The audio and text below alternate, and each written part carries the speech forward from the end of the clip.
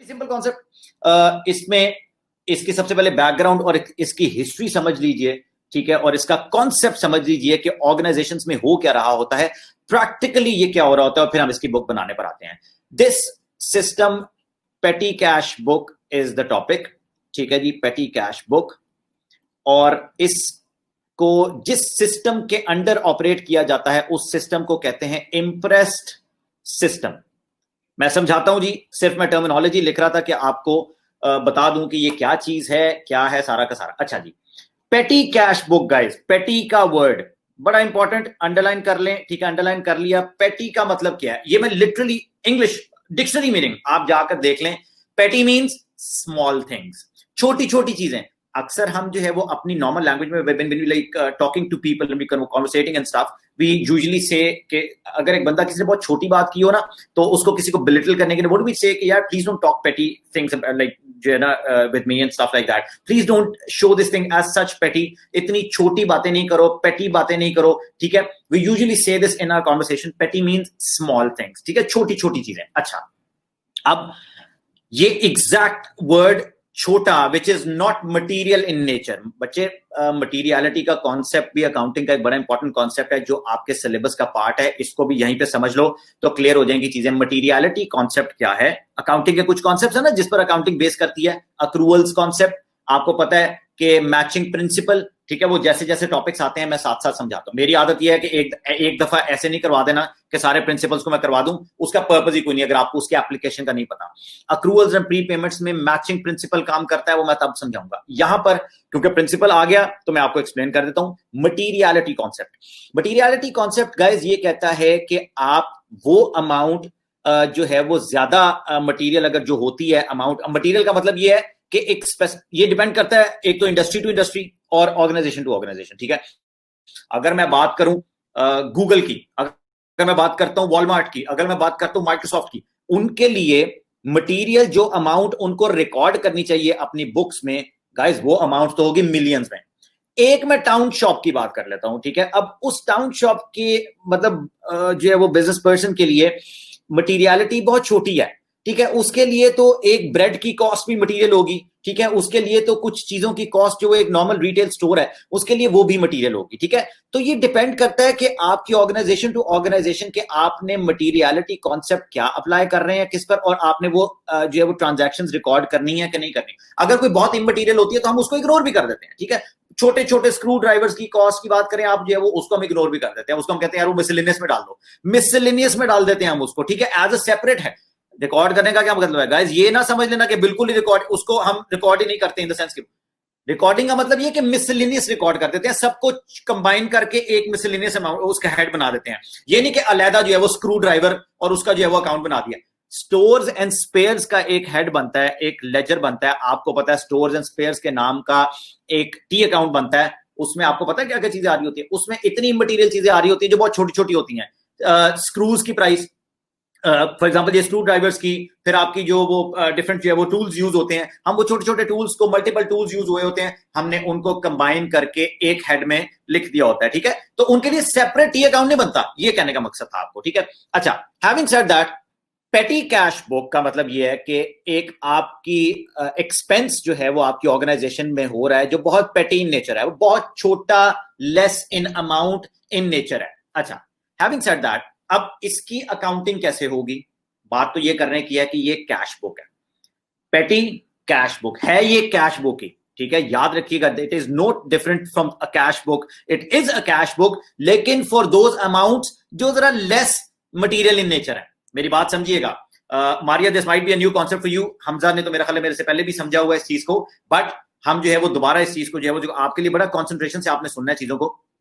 अच्छा सुनिएगा, जो अब वो अमाउंट जो आपकी लेस मटेरियल इन नेचर है, फॉर एग्जांपल मारिया ये कैश बुक किसके लिए बनती है, ये कैश बुक यूजुअली बनती है जैसे आपका एक ऑफिस स्पेस है जिसमें आपके पास एम्प्लॉइज काम कर रहे हैं। एग्जांपल समझिएगा, इसमें एम्प्लॉइज आपके काम कर रहे हैं। अब आपको पता है ऑर्गेनाइजेशन जो है वो एम्प्लॉइज के लिए टी तो अरेंज कर देती हैं, ठीक है।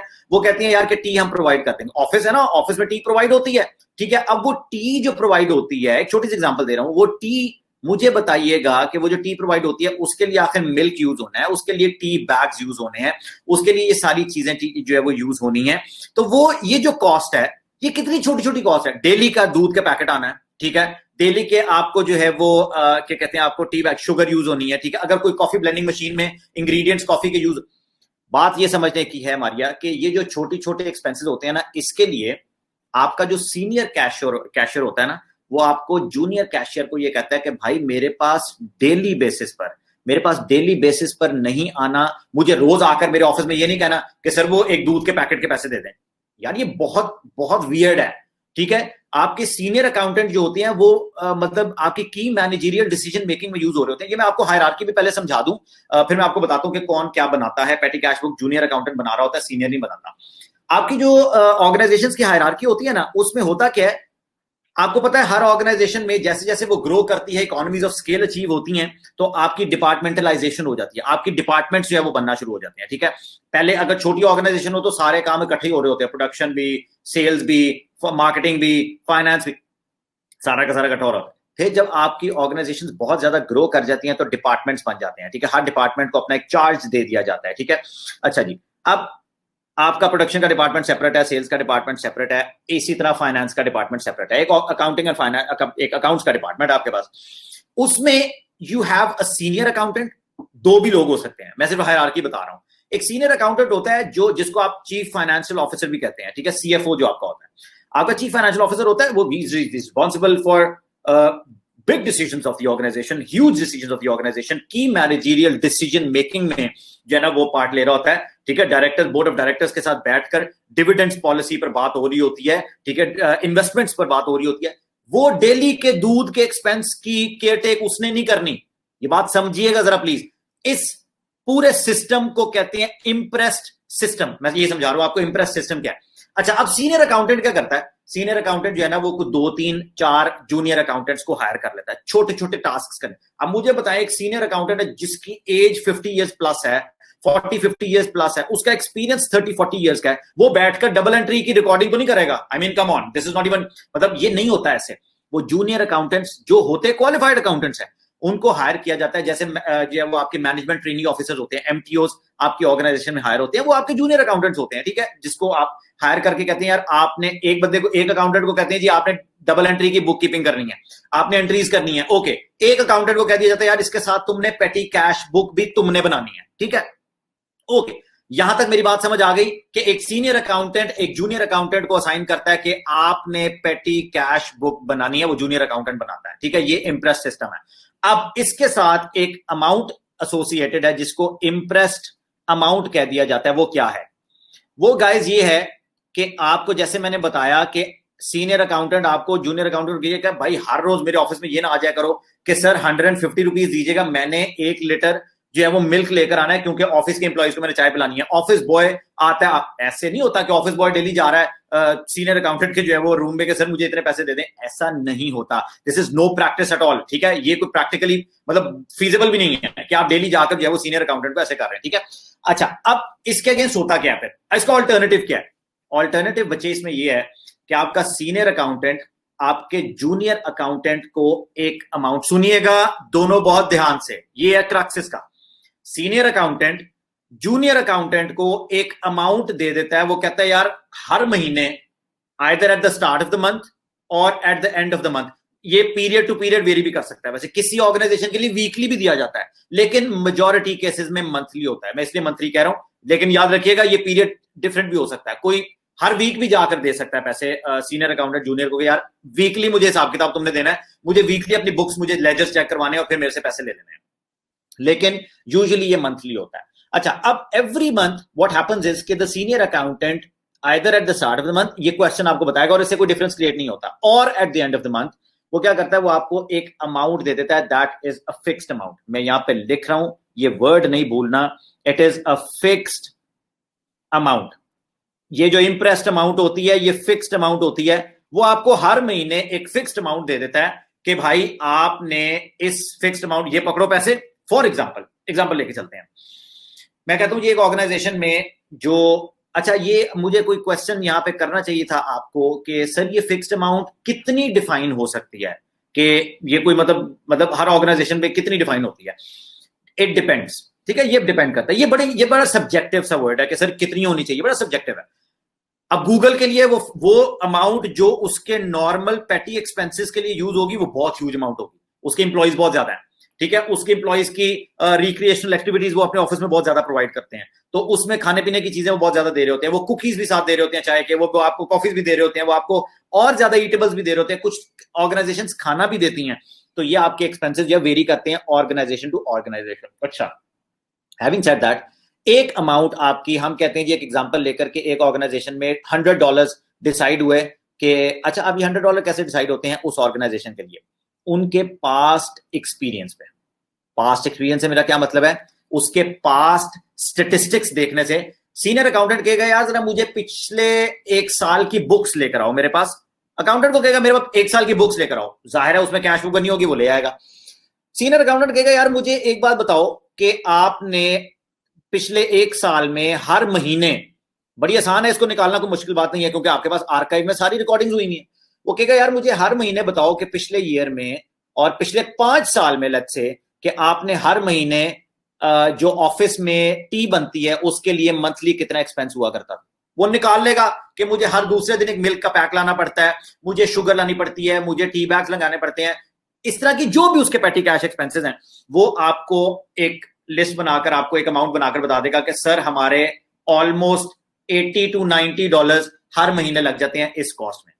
एग्जांपल लिए हमने, 80 to 90 लग जाते हैं। सीनियर अकाउंटेंट आपको क्या कहेगा, ओके डन, जितने आपके लग जाते हैं मैं उससे आपको थोड़ी सी ज्यादा अमाउंट डिसाइड होगी, वो आपको कहेगा कि जी हर महीने मेरे से आकर $100 ले लिया करो पेटी कैश एक्सपेंसेस के लिए, हर रोज मेरे पास नहीं आना, हर रोज आके मेरे ऑफिस में मुझे नॉक नहीं करना कि सर जी मुझे डेली पैसे दे दें। अच्छा, यहां तक के ऑर्गेनाइजेशन में यहां तक भी होता है कि आपके अगर जितने अमाउंट आपको मिली है ना मंथली एक्सपेंस करने के लिए, अगर लेट्स से किसी वक्त गेस्ट ज्यादा आ गए, कोई और लोग आ गए जिनको आपने एक्सपेंस, अगर आपके पैसे खत्म हो गए और 3-4 दिन पड़े हुए हैं मंथ खत्म होने में, इवन के ऑफिस बॉय भी जाकर अपनी पॉकेट से, ऑफिस बॉय जाकर अपनी पॉकेट से भी अगर मिल्क ले आएगा ना, सिर्फ उसका एक वाउचर और एक रिसीट उसके पास होनी चाहिए, वो लाकर आपके जूनियर अकाउंटेंट को पकड़ा देगा कि सर ये मेरा खर्चा हुआ है, मुझे रीइंबर्स कर दीजिएगा।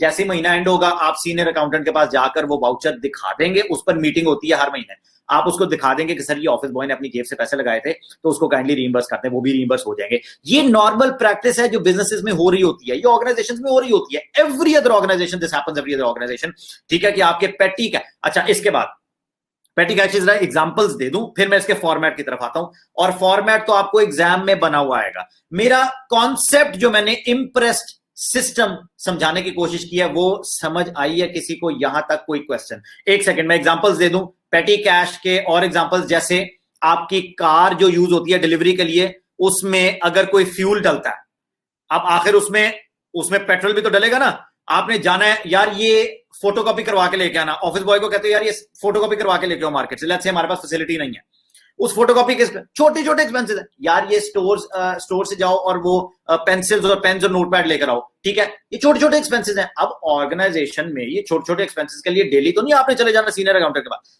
मारिया कॉन्सेप्ट समझ आया? ये बताओ मुझे। Very good, very good.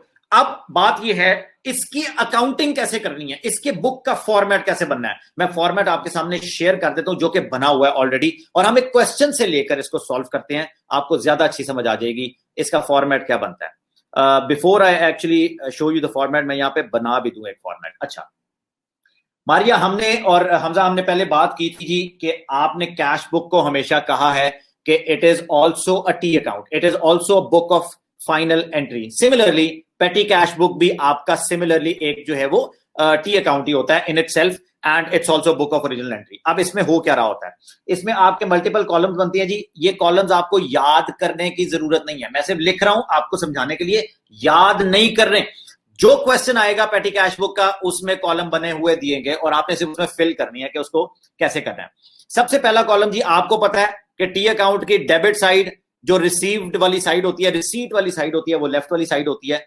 इसमें आपके पास आता है जी टोटल रिसीव्ड, ठीक है, या रिसीट कर लें या रिसीव्ड कर लें, टोटल रिसीव्ड का कॉलम आ गया जी, ठीक है। एक्सक्यूज मी, अभी सिर्फ समझ लीजिएगा, मैं आपके साथ शेयर भी कर देता हूं। ओके जी, उसके बाद आपके पास कॉलम आ जाएगा जी डेट का, ठीक है, कि भाई किस डेट पर ये ट्रांजैक्शन हुई है।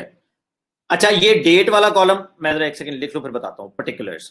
फिर आपके पास कॉलम आएगा जी पर्टिकुलर्स का, कि भाई ये क्यों आपने ट्रांजैक्शन किया है। फिर आपके पास आ जाएगा जी टोटल पेड का कॉलम, ठीक है जी।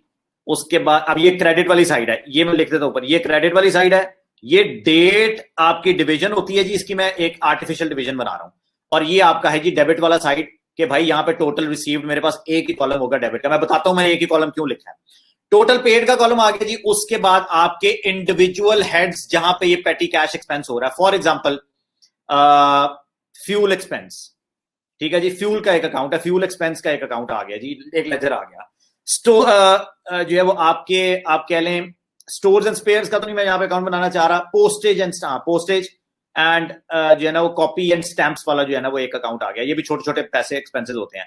फिर आपके पास बड़ा एक इंपॉर्टेंट अकाउंट होता है जी, जिसमें कि आप क्या कहते हैं, ये ईटेबल्स का जिसको आप अकाउंट बनाते हैं, उसमें जो है ना कोई भी उसको नाम दे दें, वैसे तो डिपेंड करता है कि आपने उसके लिए क्या नाम देना है। मैं उसको कहता हूं जी के लेट्स से ईटेबल्स, कोई भी आप एक अकाउंट दे दें जी, मेरा जो है ना वो कुछ खाने पीने के मैं यहाँ पे चीजें एम्प्लॉयज के लिए, कोई भी आप नाम ले दें, कोई ऐसी बात नहीं है। और उसके बाद कोई भी आपका किसी बंदे से आपकी ट्रांजैक्शन है, एक डेटर या क्रेडिटर जिससे या तो कुछ रिसीव करना है या जिसको पे करना है, और वो अमाउंट बड़ी पेटी कैश अमाउंट है, तो उसमें हम कहते हैं जी लेजर अकाउंट। उसको हम लेजर का ही नाम दे देते हैं कि लेजर अकाउंट, उसमें बंदे का नाम आ जाता है। ये मैंने कुछ एग्जांपल्स ली हैं, ठीक है। ये क्वेश्चन टू क्वेश्चन वेरी कर सकती है। आई एम श्योर आप इतनी रीजनिंग कर देंगे कि क्वेश्चन में अगर पेटी कैश एक्सपेंस किसी और नेचर का होगा तो उसका हेड आपने उसकी नेचर से जज कर लेना। अभी मैं क्वेश्चन कराऊंगा तो आपको जज हो जाएगा। अब सिर्फ ये समझ लो कि इसमें एंट्री कैसे होती है, फिर मैं क्वेश्चन की तरफ लेकर चलता हूं। फॉर एग्जाम्पल, अच्छा, अब बोथ ऑफ यू गाइज, यहां पे आपकी जो डेट लिखी जाया करेगी वो डेट कॉमन होगी अगर उसी डेट पर कोई चीज रिसीव हुई है, और अगर कोई चीज पे हुई है तो वो डेट है, एक ही कॉलम यूज होता है दोनों के लिए। Have I made my self absolutely clear? इसमें डेट का एक ही कॉलम यूज होगा दोनों के लिए, कोई मुश्किल बात तो नहीं है।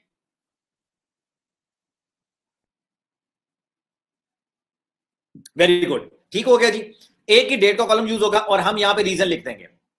अच्छा, अब मैं यहां पे एग्जांपल अपनी को लेकर चल रहा हूं, जिसमें मैंने कहा था कि मारिया हमने कितना, हाँ $100 हमने डिसाइड किया था जी कि हमें इंप्रेस्ड अमाउंट मिलती है। ये समझ लो मारिया, इंप्रेस्ड अमाउंट हमें दे कौन रहा है? ये हमें अमाउंट दे कौन रहा है? We are junior accountants, definitely, क्योंकि हम ये excellent, thank you. Senior accountant आपको दे रहा है। सीनियर अकाउंटेंट जो मेन कैश बुक होती है वो ऑपरेट कर रहा है। Junior accountant petty cash book बना रहा है। तो सीनियर अकाउंटेंट जब मुझे पैसे देगा तो अपनी कैश बुक में क्या एंट्री करेगा? Cash credit.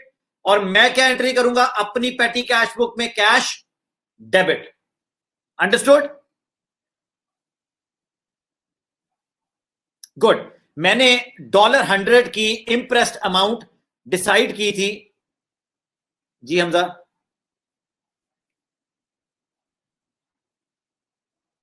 जी हमजा, आपको सीनियर अकाउंटेंट, क्योंकि जो मेन कैश बुक होती है ना, it's a very huge cash book, और उसमें क्योंकि बड़ी बड़ी ट्रांजैक्शंस आ रही होती हैं, purchase and sale of non current assets, ये वो कैश पर जो सारी एडजस्टमेंट्स हो रही होती हैं, तो वो जो है ना उसकी मैनेजमेंट आ रही होती है सीनियर अकाउंटेंट के पास, वो उसको मेंटेन कर रहा होता है, ठीक है। उसके बाद अब जब उससे हम पैसे लेते हैं तो जाहिर है वो भी एक अकाउंटेंट है, उसने मुझे पैसे दे दिए, डिस्पर्स ऑफ कर दिए, तो मुझे उसने एंट्री तो करनी है ना अपनी बुक्स में, क्योंकि उसने मुझे पैसे दिए। अब उसकी बुक्स में से उसने अपने कैश टिल में से $100 निकाल कर मुझे दे दिए जूनियर अकाउंटेंट को कि भाई जाओ और इस महीने का तुम्हें मैंने पेटी कैश का पैसे दे दिए, अपने कैश टिल में जाकर इसको एंटर कर दो। अब सीनियर अकाउंटेंट के तरफ से पैसे गए के आए? Talking about the senior accountant only. जी Hamza, thank you. Senior accountant के पैसे गए। अब जब सीनियर अकाउंटेंट के पैसे चले गए तो वो अपनी बुक्स में एसेट उसका रिड्यूस हो रहा है तो क्रेडिट करेगा।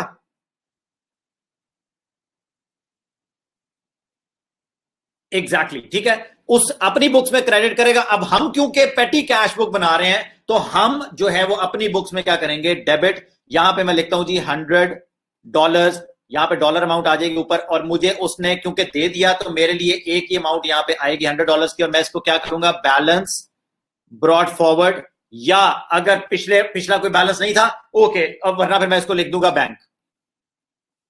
ठीक है, अगर मुझे बैंक से पैसे मिलते हैं या मुझे कैश से पैसे मिलते हैं, जहां अगर मुझे चेक देता है, यहां पे मैं लिख दूंगा जी ये 3 अमाउंट में से एक, सॉरी 3 हेड्स में से एक चीज लिख दूंगा यहाँ पे।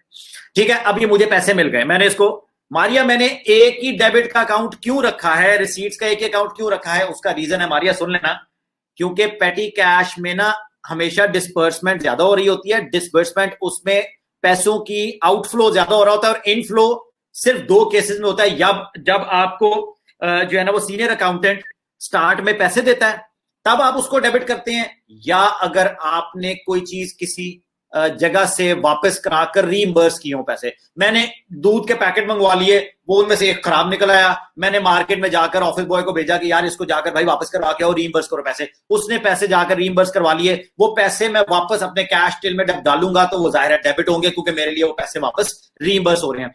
इन 2 ट्रांजैक्शंस के अलावा मारिया कोई ट्रांजैक्शन नहीं होगी जिसमें रीइंबर्समेंट होगी पैसों की। अगर रीइंबर्समेंट हो रही है किसी भी केस में तब वो आएगी, या जब पैसे रिसीव होंगे। इसलिए इस बुक के फॉर्मेट में सिर्फ हम एक ही कॉलम यूज करते हैं जो कि डेबिट वाला कॉलम है, क्योंकि वो यूज ही नहीं होना होता, सिवाय 2-3 ट्रांजैक्शंस के वो नहीं यूज होगा, बाकी सारी ट्रांजैक्शन में पेमेंट्स हो रही हैं। Am I clear? परफेक्ट। अब आ जाए जी आपका टोटल पेड का कॉलम। अब मैं क्वेश्चन के थ्रू आपको समझाता हूं कि अगर डेट भी एक ही यूज होगी, आगे टोटल करते जाना है। अगर मैंने एक फ्यूल का एक्सपेंस किया है, लेट्स से इसमें से 100 में से मैंने $5 एक्सपेंस कर दिए फ्यूल के लिए, वो entry Maria and Hamza fuel के हेड में भी जाएगी रिस्पेक्टिव, और टोटल में भी आएगी। टोटल में डालना ना भूलिएगा, बच्चे भूल जाते, टोटल में डालना नहीं भूलना। अच्छा, एक और मैंने एक्सपेंस किया जी, उसके बाद मैंने उसको कहा जी फोटोकॉपी करा कर आओ, मैंने फोटोकॉपी यहां पे लिखा, और पोस्टेज वाले में $10 की पोस्टेज में फोटोकॉपी हो गया, इसके रिस्पेक्टिव कॉलम में आ गया, और यहां पे मैंने टोटल में भी लिख दिया। अच्छा, मैंने लेट्स से ये 2 ही ट्रांजैक्शन हुई हैं, मुझे कोई बच्चा ये बताया कि यहां पे अब मैं जब कॉलम्स का टोटल करने लगूंगा तो इधर टोटल कितना मेरे पास पड़ा हुआ था, 100, ओके। यहां पे मेरे पास टोटल रिसीव्ड मेरे पास कितने थे, 100, टोटल मेरे पास पेड जो है वो कितने आ रहे हैं, 15। तो मुझे ये बताएं कि बैलेंस कैरेट डाउन मेरे पास कितना पड़ा होना चाहिए, टोटल होना तो 100 ही चाहिए, ठीक है। तो मुझे यहाँ पे जो है वो 15 नहीं लिखना, मुझे टोटल 100 लिखना है, क्योंकि डेबिट और क्रेडिट को इक्वल करना है। तो मुझे कोई बच्चा बताए बैलेंसिंग अमाउंट कितनी होनी चाहिए, balance carried down? Thank you so much Maria. 85, this means कि मारिया इस 85 का जरा मुझे एक्सप्रेशन में और एक नॉर्मल इंग्लिश उर्दू जिसमें मर्जी मुझे समझाओ 85 का मतलब क्या है, ये 85 क्या रिप्रेजेंट कर रहा है?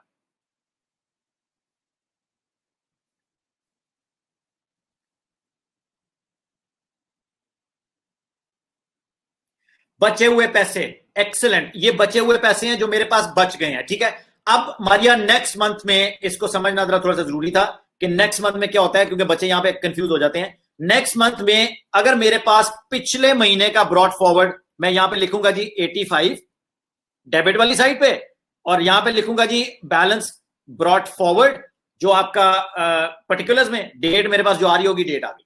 अब मुझे कोई ये बताए कि मैंने कितनी अमाउंट सीनियर अकाउंटेंट के पास जाकर उसको ये कहना है कि भाई मुझे रीइंबर्स कर दें टू मेक माय अमाउंट 100। हमेशा याद रखना मारिया, जो आपका स्टार्ट ऑफ द पीरियड होगा ना जी, जो आपका स्टार्ट ऑफ द पीरियड होगा ना, सुन लेना जरा, जो आपका स्टार्ट ऑफ द पीरियड होगा वो हमेशा स्टार्ट होना चाहिए with the impressed amount. I repeat, very important concept, आपका पीरियड स्टार्ट होना चाहिए with the impressed amount, that fixed amount that you have decided and जो है वो negotiated with your senior accountant। आपने हर महीने उस अमाउंट को पॉप अप करके उतने पर ले जाना है। मेरी इंप्रेस्ड अमाउंट कितनी है, 100, मेरे पास पड़े हुए 85, सीनियर अकाउंटेंट मुझे कितने पैसे देगा, 15, मुझे कहेगा ये लो 15, मैं इसको बैंक से क्रेडिट करूंगा, डेबिट करूंगा, मेरे पास टोटल कितना हो गया, 100। अब मैं अपनी पेमेंट करना स्टार्ट करूंगा, हर महीने अमाउंट 100 होनी चाहिए, that is equal to the impressed amount. इसको फ्लोटिंग अमाउंट भी कहते हैं, कोई क्वेश्चन में अगर नाम आ जाए फ्लोटिंग अमाउंट या impressed amount. Am I clear with this? ये बड़ा सिंपल सा कॉन्सेप्ट है, अमाउंट आपने पॉपअप करवा लेनी है और फिर वहां से पेमेंट करनी शुरू करनी है। ये इंप्रेस सिस्टम क्लियर है? परफेक्ट। परफेक्ट। अच्छा जी, अब आ जाए टुवर्ड्स द क्वेश्चन। ये आपके सामने एक क्वेश्चन है, ठीक है। यहां तक कोई question guys, with the system, with the format, with the pattern, कोई मसला? परफेक्ट हो गया, वेरी गुड। अच्छा, अब आपके सामने मैंने सिंपल सा क्वेश्चन जो है ना वो रखा है। बाय द वे, ये क्वेश्चन करने के बाद मैं आपको ये भी बता दूं कि आपको सीआईज में एक क्वेश्चन 0452 में उसने टेस्ट किया हुआ है जिसमें कैश बुक और पेटी कैश बुक दोनों बनवाई हुई है, ठीक है। एक ही क्वेश्चन में दोनों बनवाई हुई है। कैसे? उसने कहा यार कि क्वेश्चन में उसने आपको बता दिया था, उसने कहा जी कि $150 से नीचे वाली जितनी भी पेमेंट्स होंगी वो अब आपने क्वेश्चन में देखना है, वो जाएंगी पेटी कैश बुक में, जाहिर है वो पेटी अमाउंट्स हैं। और 150 से ऊपर जितनी पेमेंट वाली कोई रिसीव्ड या पेमेंट वाली चीज होगी वो जाएगी मेन कैश बुक में। तो आपके लिए मसला नहीं होना चाहिए वहां पे रीजनिंग करना कि मुझे 150 से ऊपर वाली जितनी अमाउंट होंगी वो कैश बुक में ले जानी है, और उसमें जितनी जो है नीचे वाली अमाउंट होंगी वो पेटी कैश बुक में जाएंगी। ओके, मैंने आपको बताया कि फॉर्मेट बना हुआ आएगा। The question is in front of you, I read the question and I show you the format. जो क्वेश्चन में दिया हुआ था हम उसमें उसको फिल कर लेते हैं। Excuse me. On 1st March 2015, the balance of Kudamaposa's petty cash book was $100. हमारे एग्जांपल में भी $100 था, इधर भी $100 आ गया, ठीक है, कोइंसिडेंस। अच्छा जी, which was equal to the amount of the imprest। आपको उसने बता दिया कि मारियन हमजा, ये इंप्रेस्ट अमाउंट आपके लिए चेंज हो सकती है, this depends on the question. आपने पढ़ लेना है, वो जितनी भी इंप्रेस्ट अमाउंट कहेगा आपने उसके अकॉर्डिंगली उसको ट्रीट कर लेना है, ठीक है जी। और कोई क्वेश्चन? आपकी स्क्रीन पे कुछ और है? आपकी स्क्रीन पे क्या शेयर हो रहा है मारिया?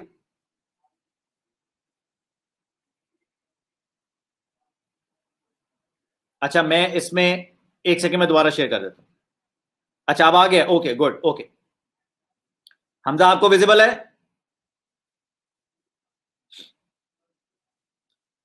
ये जो क्वेश्चन पेटी कैश बुक वाला है, ठीक है। अच्छा जी, तो on 1st March the balance of कुडमपोसा जो है वो petty cash book was 100 which was equal to the amount of the imprest. तो आपने इंप्रेस्ट अमाउंट है, हमें पता लग गया क्वेश्चन में कि अच्छा यार ये वो फिक्स्ड अमाउंट है जो हर मंथ हमने यूज करनी है। अच्छा, अगर कोई बैलेंस पुराना पड़ा हुआ तो उसको एडजस्ट करना पड़ेगा हमें।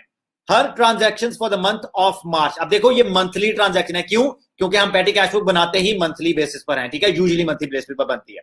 अच्छा जी, हर transaction for the month of March were as follows. Required में हमने पढ़ लिया हुआ है कि एंटर दीज ट्रांजैक्शंस इन कुडमपोसा's petty cash book on the page opposite.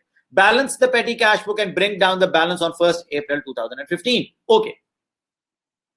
हम इसका क्वेश्चन पढ़ लेते हैं। ट्रांजैक्शन हमारे पास है, paid for postage cost all that. हम नीचे चलते हैं जी कि नेक्स्ट पेज पर हमें ये पता लगे कि भाई पेटी कैश बुक का क्या फॉर्मेट है जो उसने दिया हुआ है। ये देखो आपके सामने विजिबल है गाइस दोनों को? Okay good, best. अब ये देखो, आपको उसने क्वेश्चन में बनाकर दे दिया, मैंने आपको सेपरेट बनाकर दिया था, उसने इस क्वेश्चन के अकॉर्डिंगली सारे हेड्स बनाकर दे दिए। पहला हेड आपके सामने है, उसने कहा जी टोटल रिसीव्ड, ठीक है जी।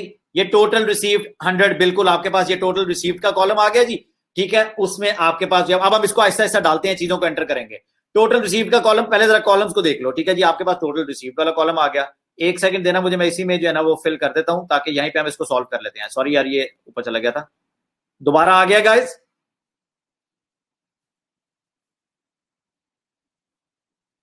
Okay, thank you.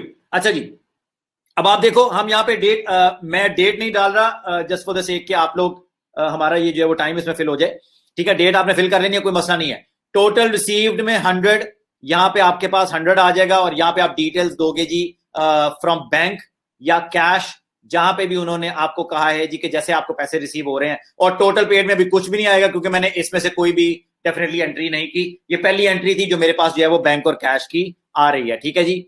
आगे चलते हैं जी, दोबारा हम देखते हैं कुछ एक दो ट्रांजैक्शंस को इसमें एडजस्ट कर लेते हैं और हम देखते हैं कि ये कैसे सॉल्व हो रहा है। उसने कहा जी कि पेड फॉर पोस्टेज कॉस्ट 13 और स्टेशनरी परचेज की है अगली वाली। अच्छा, 11th को आपने क्या किया है कि आपने पोस्टेज में $13 स्पेंड किए हैं। उसके बाद दो ट्रांजैक्शन इकट्ठी कर देता हूं। उसके बाद आपने टी एंड कॉफी के लिए 11th को किया जी $5। अच्छा जी, अब हम चलते हैं दोबारा अपने उस पर 13 and 5। अच्छा जी, यहां पे आ जाए, ये आपके पास आ गया। अब हम इसमें नेक्स्ट ट्रांजैक्शन करते हैं और हमारे पास जो है वो यहाँ पे आ जाएगा जी कि सबसे पहले हमने किया था किसके लिए? पोस्टेज के लिए।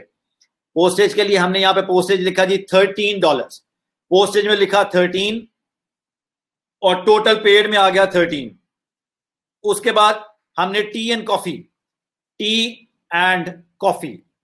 हमने टी एंड कॉफी लिखा, यहां पे डेट डाली, और हमारे लिए क्योंकि ये क्रेडिट वाली आइटम है, मैं डेबिट पे क्यों नहीं लिख रहा, क्योंकि जाहिर है यार ये पेमेंट है, कोई एक्सपेंस आप कर रहे हैं, वो डीप जो है वो इसमें डिस्बर्समेंट ऑफ कैश है। हमने जाकर जनरल एक्सपेंसेस में मैंने यहां पे लिख देना है कि भाई टी एंड कॉफी के लिए आपने $5 स्पेंड किए थे, हमने टोटल 5 यहां पे लिख दिया। ठीक है, दोबारा चलते हैं और ट्रांजैक्शंस को एडजस्ट कर लेते हैं।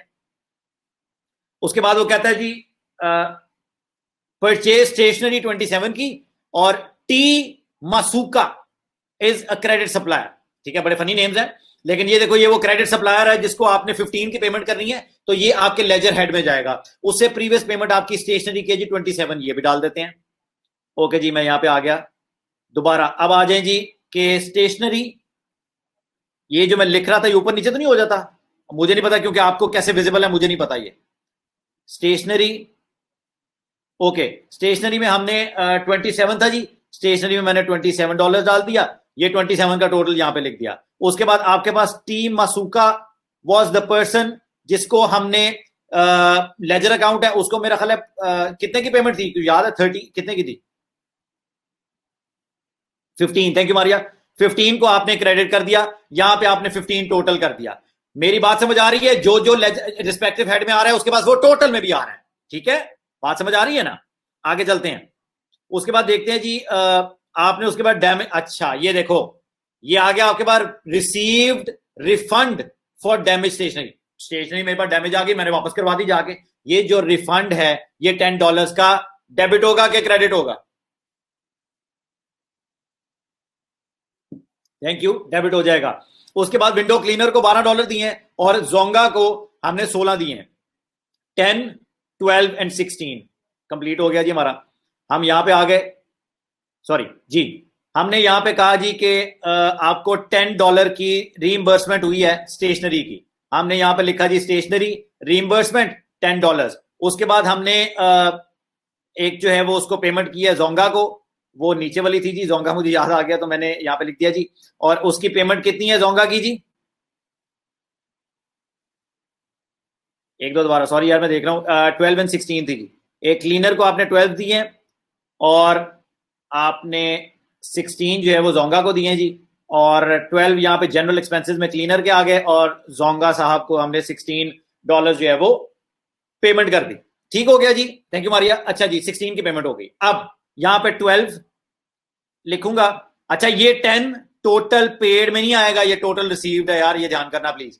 अच्छा यहाँ पे 12 टोटल आ गया और यहाँ पे 16 टोटल आ गया। अब मैं इसका टोटल करूंगा अगर, तो मेरे पास ये देखो यहाँ पे मैं इसको टोटल करता हूं जी, तो ये टोटल कितना हुआ 110। ठीक है जी, टोटल 110 हो गया। अब यहां पे भी 110 होना चाहिए, ठीक है, यहां पे 110 नहीं है।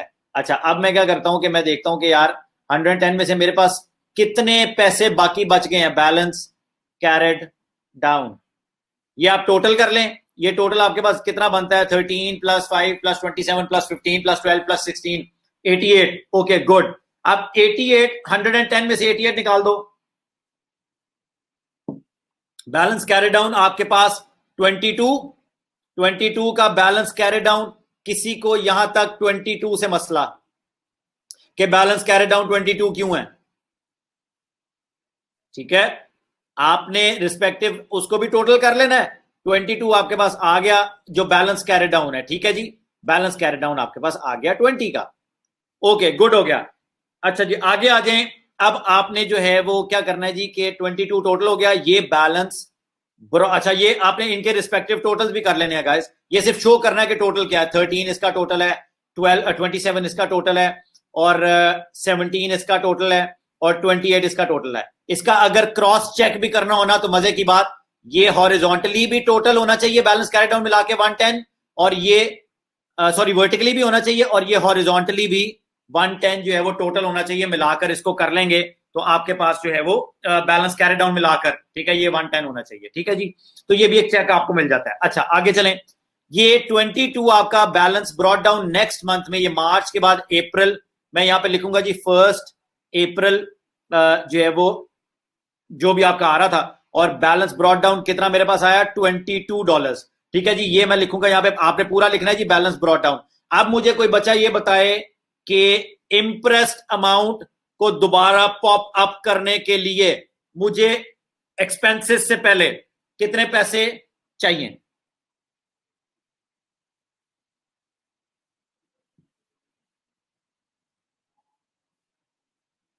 हमजा 88 कैसे हैं, स्टूपिड आदमी। 10 तो उसको जो है वो रीइंबर्समेंट हुई थी, फिक्स्ड अमाउंट कितनी थी, मारिया एक्सीलेंट 78 चाहिए। हमजा मैंने मारना है पकड़ के। अब टोटल इंप्रेस्ड अमाउंट जो फिक्स्ड अमाउंट, चाहे जितने मर्जी रीइंबर्स हो रहे हो, आपने वो नहीं, वो टोटल में नहीं लेने। इंप्रेस्ड अमाउंट, ये टेक्निकल पॉइंट था। इंप्रेस्ड अमाउंट 100 है तो वो 100 ही रहेगी। आपने पॉपअप कितने करने हैं, 78। वेरी गुड, 78 को आप यहां पे लिखेंगे। जो आपका सीनियर अकाउंटेंट आपको बैंक से या कैश से पेमेंट करेगा, ये टोटल 100 हो गया। अब फिर आप उसकी पेटी कैश की पेमेंट शुरू कर देंगे। यहां तक क्लियर है जी। ये आपका पेटी कैश बुक का टोटल जो है वो scenario, total concept. Impressed system भी इसको कहते हैं, इंप्रेस्ड अमाउंट कहते हैं, फ्लोटिंग अमाउंट कहते हैं, वो जो फिक्स अमाउंट आपकी यूज होती है। ठीक है, ये आप लोगों ने इसकी प्रैक्टिस बहुत ज्यादा करनी है।